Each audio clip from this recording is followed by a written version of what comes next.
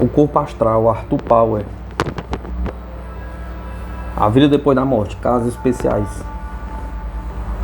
Não há, virtualmente, depois da morte, diferença entre a consciência de um psíquico e a de um homem comum, a não ser que o psíquico, sendo, como é provável, mais familiarizado com a matéria astral, irá sentir-se mais à vontade em seu novo ambiente. Ser psíquico significa sentir-se mais à vontade. Ser psíquico significa possuir um corpo físico sob vários aspectos mais sensível do que o da maioria das pessoas. Consequentemente, quando o corpo físico é descartado, essa desigualdade desaparece. A morte súbita, tal como aqui se dá por um acidente, não deve necessariamente afetar a vida astral para pior. De qualquer maneira, ao mesmo tempo, para a maioria das pessoas, a morte natural é preferível, porque o lento desgaste da idade ou a devastação produzida por uma prolongada doença são quase que invariavelmente acompanhadas por considerável afrouxamento, dissipação das partículas astrais, de forma que quando o homem recupera a consciência no plano astral, verifica que, seja como for, um pouco de seu trabalho principal já foi feito para ele. Na maioria dos casos, quando a vida terrena é subitamente cortada por acidente ou por suicídio, o elo entre kama, desejo e o prana, vitalidade, não é facilmente rompido, e o corpo astral sente-se assim fortemente vivificado.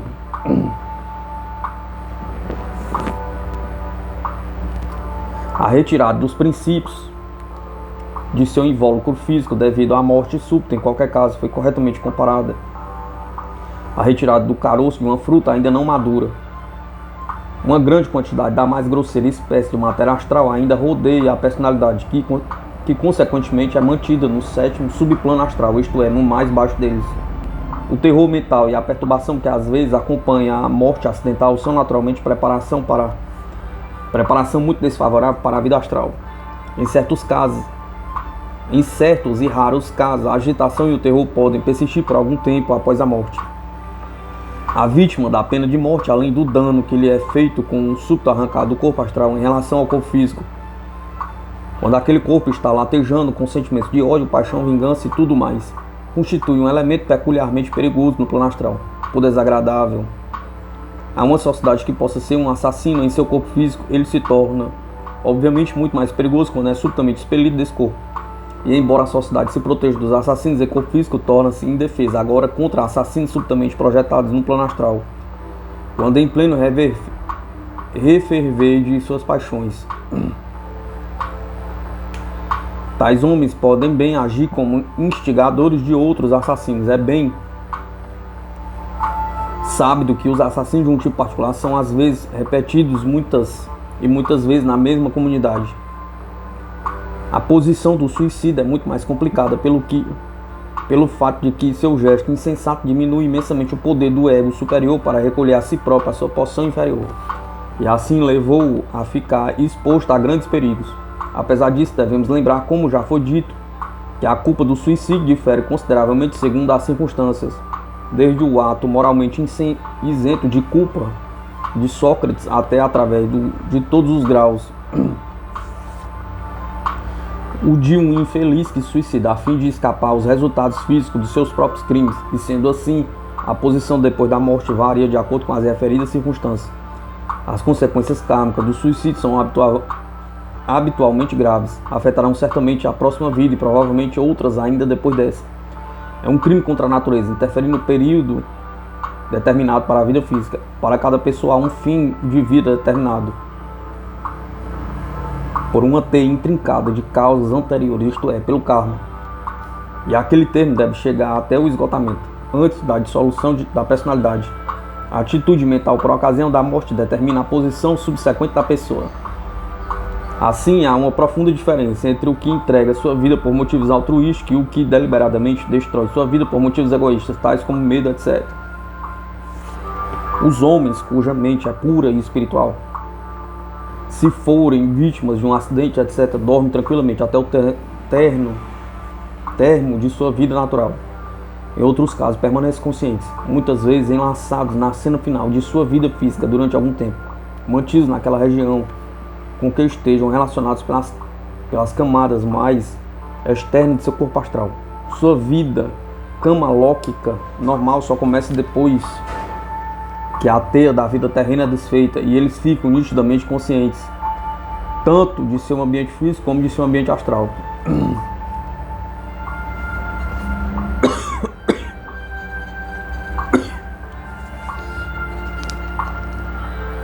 Nem por um momento, portanto, deve-se supor que, por causa das muitas superioridades da vida astral sobre a física, um homem tenha justificativa para o suicídio ou para procurar a morte. Os homens são encarnados num corpo físico com um propósito que só nesse corpo pode ser atingido. Há lições a serem aprendidas no mundo físico, lições que não podem ser aprendidas em nenhum outro lugar. E quanto mais cedo as aprendemos, mais cedo estaremos livres da necessidade de retornar a uma vida inferior e limitada. O ego tem de se dar muito trabalho a fim de encarnar-se no corpo físico e também para viver o cansativo período da primeira infância, durante o qual está ganhando algum controle sobre seus veículos, seus novos veículos, gradualmente e com muito esforço. Tais esforços não devem, portanto, ser insensatamente desperdiçados. A esse respeito, o instinto natural de autopreservação deve ser obedecido, sendo o dever do homem conservar ao máximo a sua vida terrena por tanto tempo quanto as circunstâncias o permitam. Se um homem que foi subitamente assassino levou uma existência baixa, brutal, egoísta e sensual, estará inteiramente consciente no sétimo subplano astral e tenderá a se transformar numa entidade terrivelmente perversa, inflamado por apetites que já não podem satisfazer. Tentará talvez saciar suas paixões através de um médium ou de uma pessoa sensitiva que possa obsedar. Tais entidades sentem um prazer demoníaco ao usarem de todas as artes da ilusão astral e com isso levam outros aos mesmos excessos que eles próprios se permitiram. Desta classe e dos cascarões vitalizados é que saem os tentadores, os demônios na literatura eclesiástica. O que se segue é uma descrição vigorosamente feita das vítimas da morte súbita, que seja se tratando de suicídio, seja em se tratando de mortes em acidentes. Quando tais vítimas são depravadas e grosseiras, sombras infelizes se foram pecadoras ou sensuais, ficam vagando até que chega o momento em que sua morte deve ocorrer.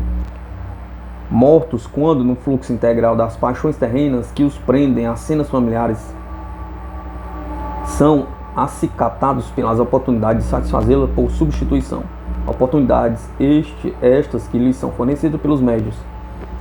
São os chachas, os incubos, os sucubos da época medieval.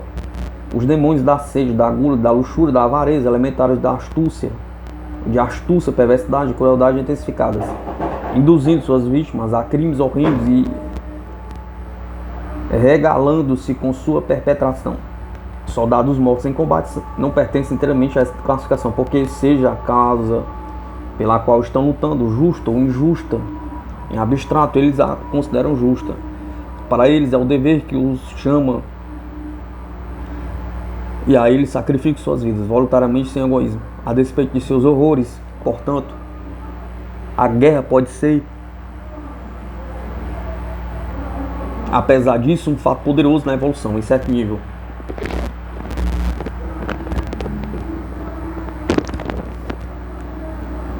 Aí está também um grão de verdade existente na ideia do muçulmano fanático, segundo o qual o homem que morre lutando pela fé segue diretamente para uma vida muito boa no mundo seguinte. No caso das crianças que morrem cedo, é pouco provável que demonstre afinidade com as baixas subdivisões do mundo astral, e raramente são encontradas nos subplanos inferiores do astral. Há pessoas que se agarram tão desesperadamente à existência material que, por ocasião da morte, seus corpos astrais não se podem separar do etérico e, consequentemente, acordam ainda rodeados pela matéria etérica.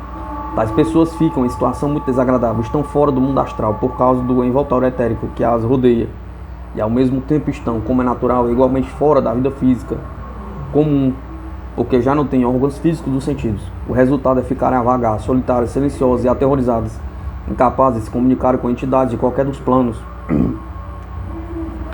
Não pode compreender que, se não se agarrasse freneticamente à matéria, passariam depois de alguns momentos de inconsciência para a vida habitual de um plano astral. Agarram-se, porém, ao seu mundo cinzento, com sua mísera sempre consciência, e preferem isso a mergulhar naquilo que imaginam se é a completa extinção ou mesmo o inferno que lhes ensinaram a existir.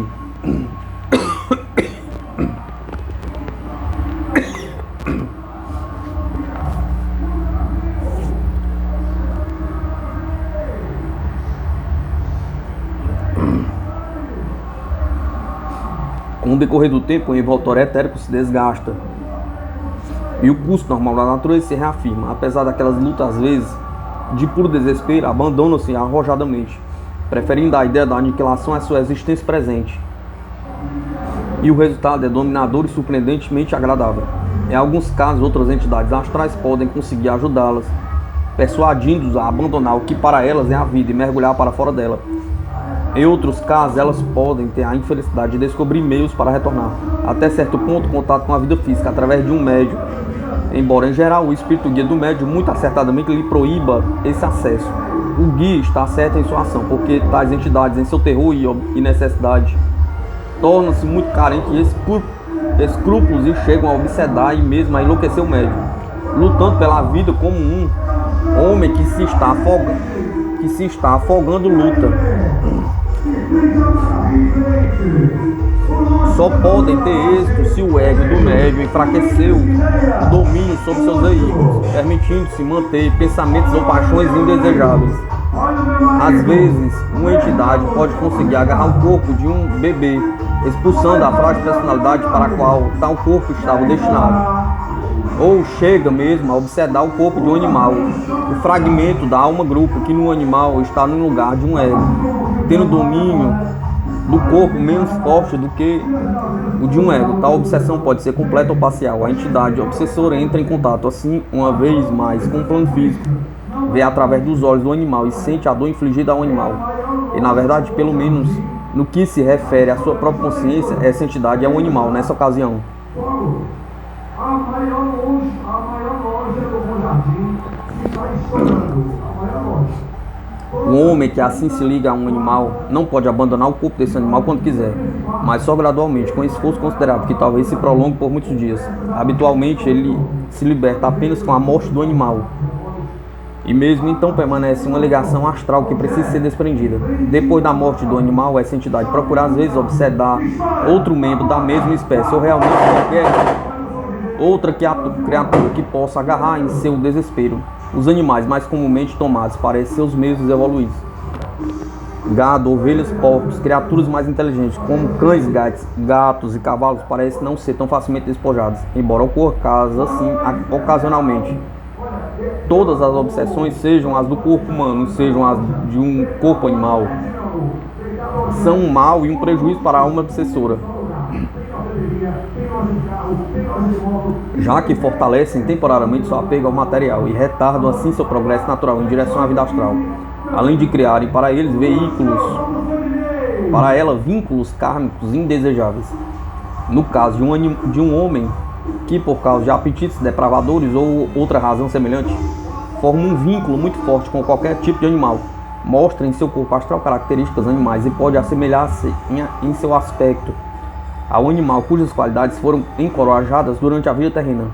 Em casos extremos, um homem pode ficar ligado ao corpo astral do animal e torna-se encadeado como um prisioneiro ao corpo físico do animal.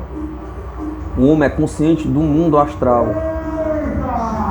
tem suas faculdades humanas, mas não pode controlar o corpo animal nem expressar-se através daquele corpo no plano físico.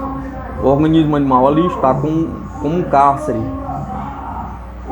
mais do que como um veículo, e além disso a alma animal não é expulsa, mas permanece como um verdadeiro ocupante de seu corpo.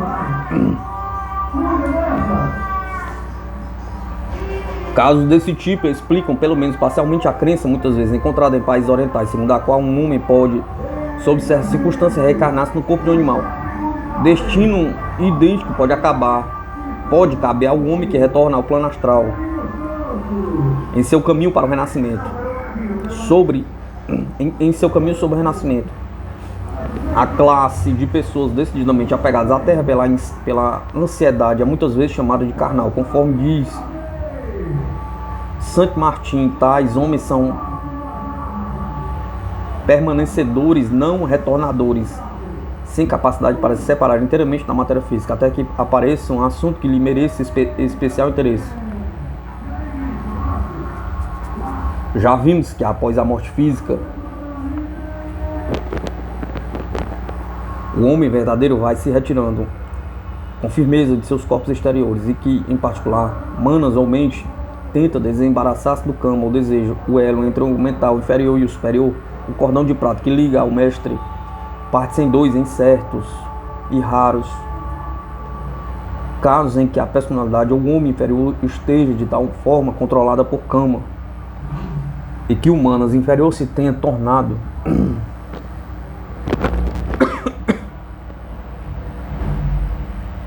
inteiramente escravizado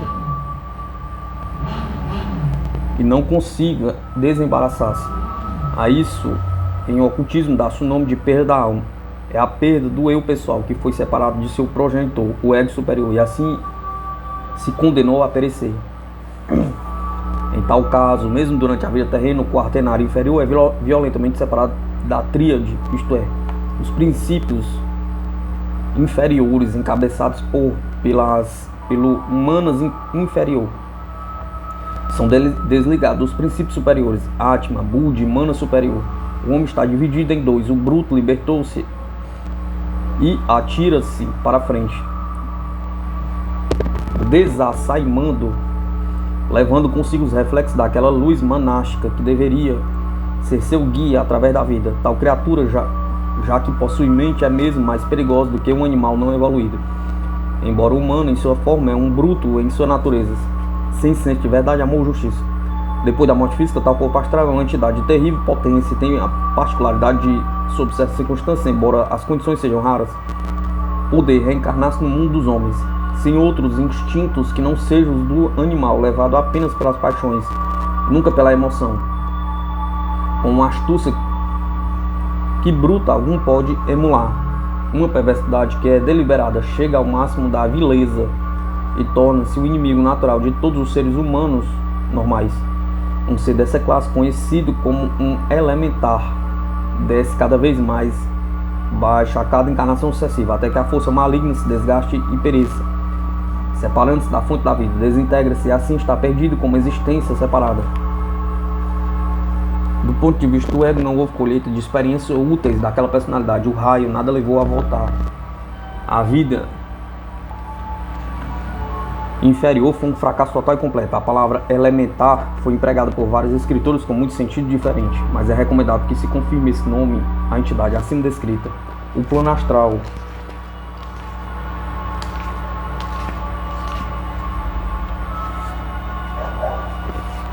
Esse capítulo se restringirá tanto quanto permite as complexidades do assunto a uma descrição da natureza, aparências, propriedades, etc., do plano ou mundo astral. O estudante inteligente compreenderá a imensa dificuldade de se dar uma linguagem física, uma descrição adequada do mundo astral. A tarefa tem sido comparada à de um explorador de alguma desconhecida floresta tropical, a quem pedem que dê uma descrição completa da região que atravessou. A dificuldade de descrever o mundo astral ainda são complicados por dois fatores. Um, a dificuldade de transpor corretamente do plano astral para o físico a lembrança do que foi visto. E dois, o fato de a linguagem do plano físico ser inadequada para expressar muito do que há para dizer. Uma das mais importantes características do mundo astral é de estar cheio de formas que se modificam constantemente. Vemos que ali existe não apenas forma de pensamento, composta de essência elemental e animais por um pensamento, e animados por um pensamento, mas também vastas massas de essência elemental, das quais as formas constantemente emergem, nas quais elas constantemente desaparecem. A essência elemental existe em centenas de variedades em cada subplano, como se o ar fosse visível e estivesse em constante movimento ondulatório, mostrando um colorido igual ao da madrepérola. Correntes de pensamentos estão continuamente agitando essa matéria astral. Os pensamentos fortes persistindo como entidades durante muito tempo, os mais fracos vestindo-se da essência elemental e dissolvendo-se novamente. Já vimos que a matéria astral existe em 7 ordens de textura, correspondendo aos 7 graus físicos de sólido, líquido, gasoso, etc. Cada uma dessas 7 ordens de matéria é a base de um dos 7 níveis subdivisões ou subplanos, como são diferentemente chamados do plano astral. Tornou-se habitual falar-se desses 7 níveis como sendo arranjados uns sobre os outros, ficando o mais denso na base e o mais fino no topo. Em muitos diagramas eles são realmente desenhados dessa maneira. Há uma certa verdade nesses métodos de representação, mas não toda a verdade.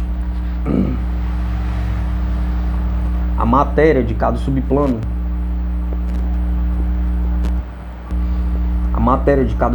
interpenetra a do subplano que lhe está abaixo. Consequentemente, na superfície da Terra, todos os 7 subplanos existem juntos, no mesmo espaço.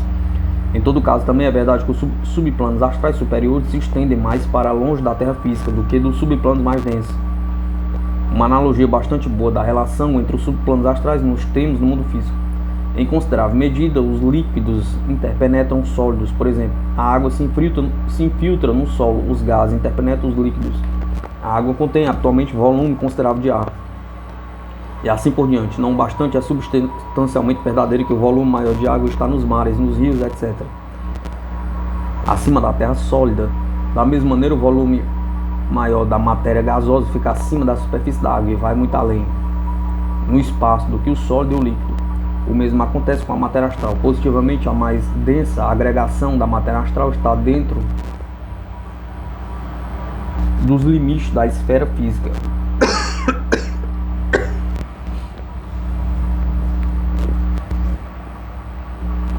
Nessa conexão, devemos notar que a matéria astral obedece às mesmas leis gerais que regem a matéria física e gravita em direção do centro da Terra. O 7º ou mais baixo subplano astral penetra até certa distância no interior da Terra, de forma que as entidades que nele vivem podem encontrar-se realmente dentro da crosta terrestre. O 6º subplano é parcialmente coincidente com a superfície da Terra. O 3º subplano é aquele que os espíritas chamam Terra de Verão. Estende-se por muitas milhas acima da atmosfera.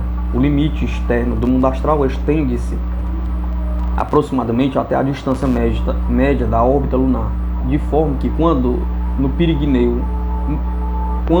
Pirigueu os planos astrais da Terra e da Lua atualmente se tocam, mas não no apogeu.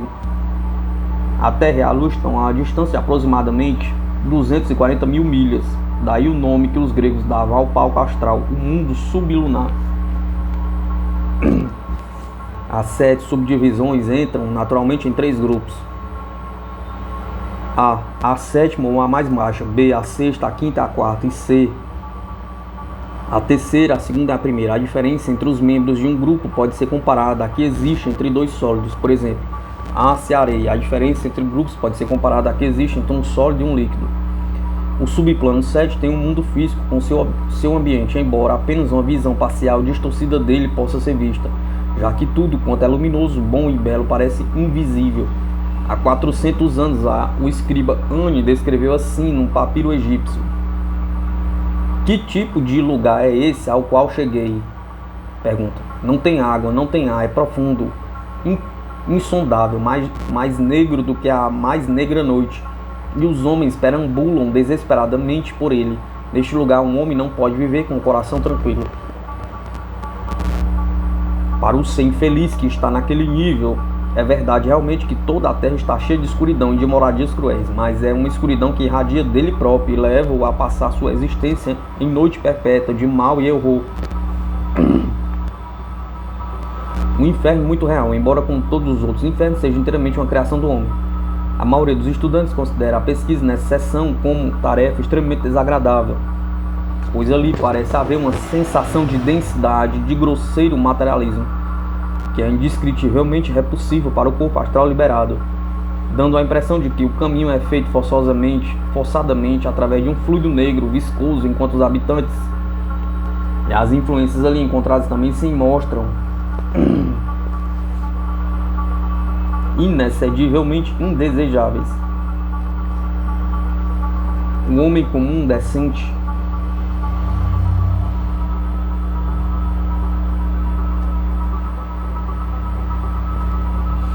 pouco encontraria para se deter provavelmente no 7º subplano, sendo os alcoólatras, os sensuais, os criminosos violentos e outros assim as únicas pessoas que acordam normalmente naquele subplano, pois são aquelas tomadas de desejos grosseiros e brutais. O subplano 6, 5 e 4 tem por ambiente um mundo físico com o qual estamos familiarizados. A vida no número 6 é como a vida física habitual, com o corpo e suas necessidades a menos. Os números 5 e 4 são menos materiais e mais afastados do mundo inferior e seus interesses. Como acontece com o físico, a matéria astral mais densa é densa demais para as formas habituais da vida astral, mas nesse mundo moram outras formas que lhes são próprias, inteiramente desconhecidas dos estudantes da superfície.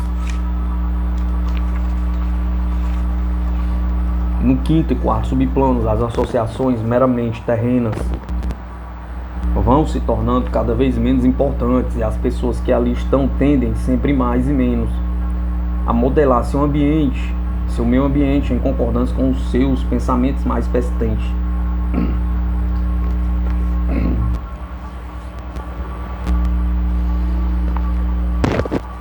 Os subplanos 3, 2 e 1, embora ocupando o mesmo espaço, dão a impressão de estarem muito distantes do mundo físico e, por consequente, menos materiais. Nesses níveis, as entidades perdem de vista a Terra e seus assuntos.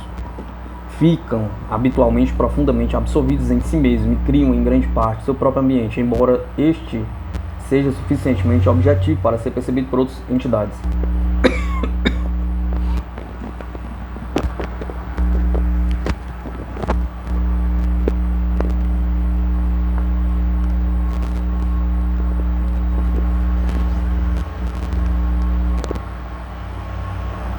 Assim estão pouco alertas para as realidades do plano, que vivem em cidades imaginadas por eles próprios, em parte criando-as com seus pensamentos, em parte herdando e acrescentando algo às estruturas criadas pelos seus próprios predecessores. Ali se encontram as felizes regiões de caça do Pele Vermelha, o Valhalla dos nórdicos, o paraíso repleto de Uris dos muçulmanos e a entrada de ouro e pedras preciosas da Nova Jerusalém dos cristãos. O céu cheio de escolas do reformador materialista. Ali também está a terra de verão dos espíritas, da qual existem casas, escolas, cidades, etc., que bastante reais, como se mostra nessa ocasião, tornam-se, para uma percepção mais clara, deploravelmente diferentes daquilo que seus deleitados criadores imaginam que sejam. Apesar disso, muitas das criações mostram-se de uma beleza real, embora temporária, e um visitante que não conhecesse nada mais alto poderia perambular alegremente pelo cenário natural arranjado,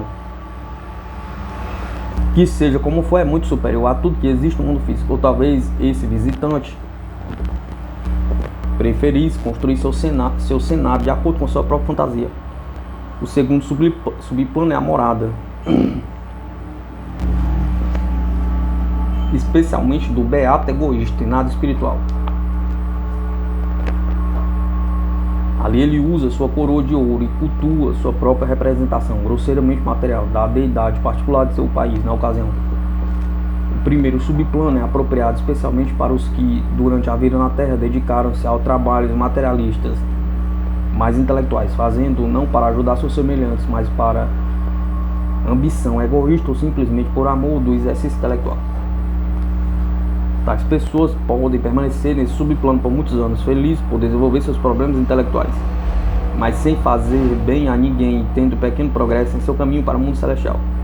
Neste último subplano atômico, os homens não constroem para si próprios concepções imaginárias, mas fazem dos planos inferiores, como fazem nos planos inferiores. Pensadores e homens da ciência muitas vezes utilizam para fim de seus estudos quase todos os poderes do plano astral por inteiro, já que podem descer quase até o físico dentro de certos limites. Assim podem descer rapidamente sobre a contraparte astral de um livro físico e extrair dela a informação desejada. Com facilidade entram em contato com a mente de um autor, gravam nela as suas ideias e em troca recebem as dele. Às vezes retardam seriamente sua partida para o mundo celestial, pela avidez com que segue as linhas de um estudo e de uma experiência no plano astral.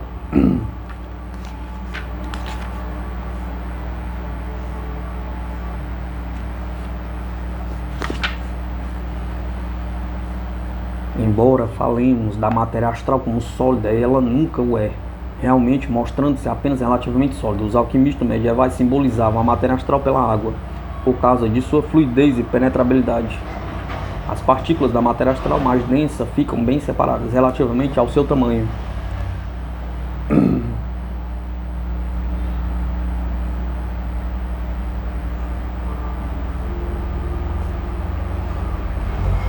Mais do que mesmo as partículas gasosas, daí ser mais fácil para dois corpos da mais densa matéria astral passarem um pelo outro, do que seria para o mais leve gás difundir-se no ar.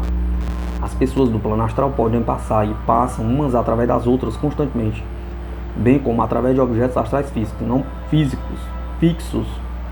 Não pode haver nunca o que chamamos colisão, e sob circunstâncias comuns dois corpos que se interpenetram nem sequer são afetados de forma apreciável. Se entretanto a interpretação se prolonga por algum tempo, tal como quando duas pessoas se sentam lado a lado, numa igreja ou num teatro, um efeito considerável pode ser produzido. Se um homem pensou numa montanha como num obstáculo, não pode passar através dela. Aprender que aquilo não é um obstáculo é precisamente o objetivo de uma parte do que é chamado teste da Terra. Uma explosão no plano astral pode ser temporariamente desastrosa, tanto como uma explosão de dinamite no plano físico, mas os fragmentos astrais rapidamente se reúnem outra vez. Assim não pode haver um acidente no plano astral, em nosso sentido da palavra, porque o corpo astral, sendo fluídico, não pode ser destruído ou permanentemente lesado, como acontece com o corpo físico. Um objeto puramente astral pode ser movido através de uma mão astral, se a pessoa o quiser, mas o mesmo não acontece com a contraparte astral de um objeto físico. Para mover essa contraparte seria necessário materializar a mão e mover o objeto físico. Então a contraparte astral o acompanharia naturalmente. A contraparte astral ali está, porque o objeto físico também está ali, tal como o perfume de uma rosa é sentido no aposento, porque a rosa ali se encontra. Não se pode mover um objeto físico movendo sua contraparte astral. Assim como não se pode mover uma rosa movendo seu perfume. No plano astral não se toca nunca a superfície das coisas, como para sentir se são duras ou macias, ásperas ou lisas, frias ou quentes. Mas entrando em contato com a substância interpenetrante, vem a consciência de um ritmo diferente de vibração, que pode naturalmente ser agradável ou desagradável, estimulante ou depressiva.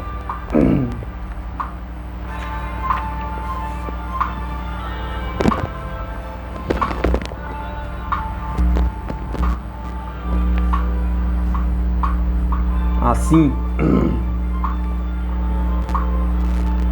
se alguém está de pé sobre a terra, parte de seu corpo astral interpenetra o chão sob os pés, mas o corpo astral não terá consciência disso através de alguma coisa que corresponda a uma sensação de dureza ou por qualquer diferença do poder de se movimentar.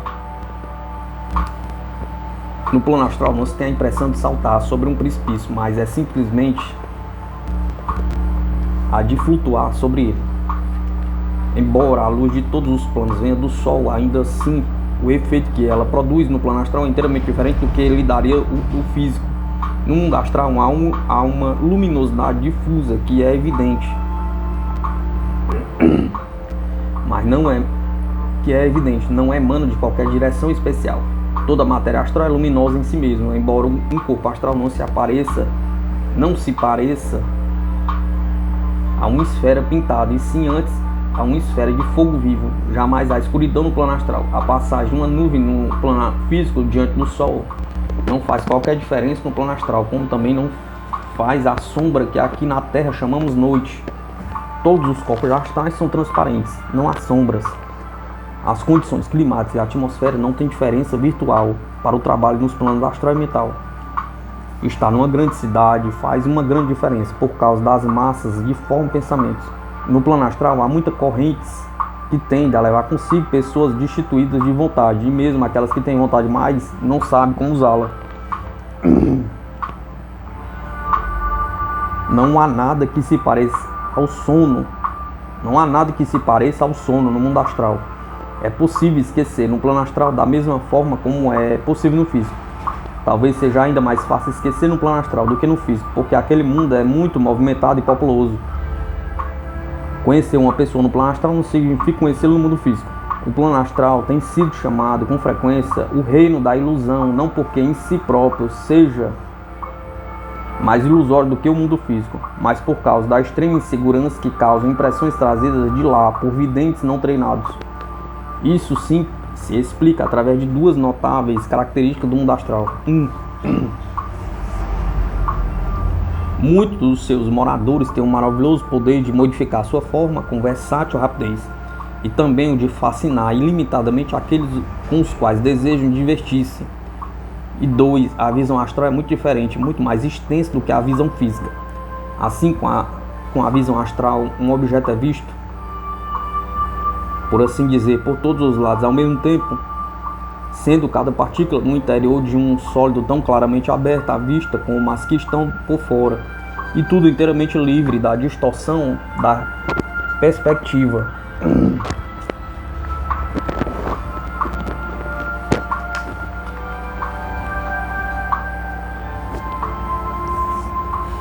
Além dessas possíveis fontes de erro, as coisas ainda se complicam mais pelo fato de a visão astral conhecer forma de matéria que, embora ainda puramente físicas, são apenas disso invisíveis sob condições comuns. Assim, por exemplo, são as partículas que compõem a atmosfera, todas as emanações que estão sendo continuamente libertadas por tudo quanto tem vida e também os 4 graus de matéria etérica. Ademais, a visão astral traz a visão outras diferentes cores para além dos limites do espectro comum visível. Os raios infravermelhos e ultravioletas conhecidos pela ciência física sendo claramente visíveis para a visão astral. Para tomar um exemplo concreto, uma rocha vista com visão astral não é apenas massa inerte de pedra. Com a visão astral, o todo da matéria física é visto e não apenas uma pequena parte dela. As vibrações das partículas físicas são perceptíveis. A contraparte astral, composta de vários graus de matéria astral, todas em constante movimento, é visível. A vida universal é vista circulando através da rocha e irradiando dela. Uma áurea será vista a envolvê-la. Sua essência elemental própria é vista impregnando-a. Sempre ativa, mas sempre flutuando. No caso dos reinos vegetais, animal e humano, as complicações são, como é natural, muito mais numerosas.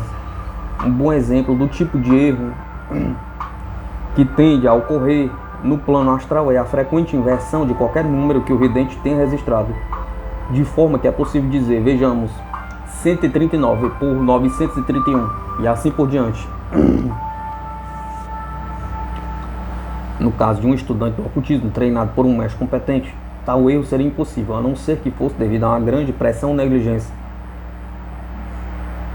pois esse aluno tem de passar através do longo e variado curso de instruções nessa arte de ver corretamente. Um vidente treinado em tempo adquire uma certeza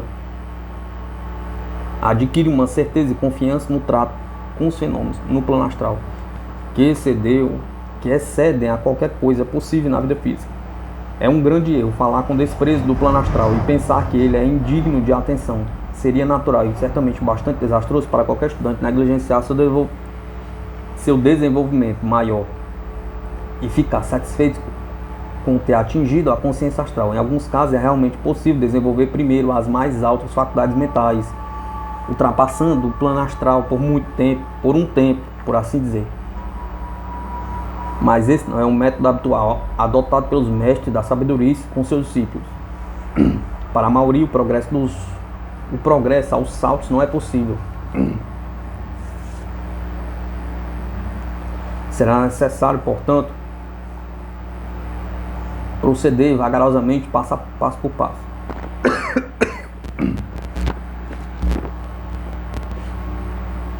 Na voz do silêncio fala-se em 3 vestíbulos. O primeiro, da ignorância, é o plano físico.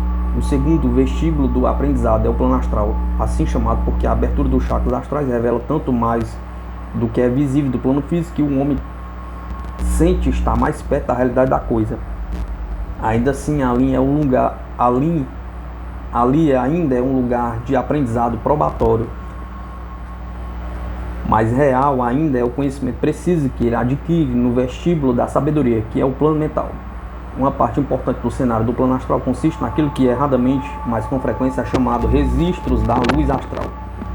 Esses registros, que na verdade são uma espécie de materialização da memória divina, uma representação fotográfica viva de tudo o que já aconteceu, são real e permanentemente impressos sobre um nível muito mais alto e só se refletem de forma mais ou menos espasmódica no plano astral.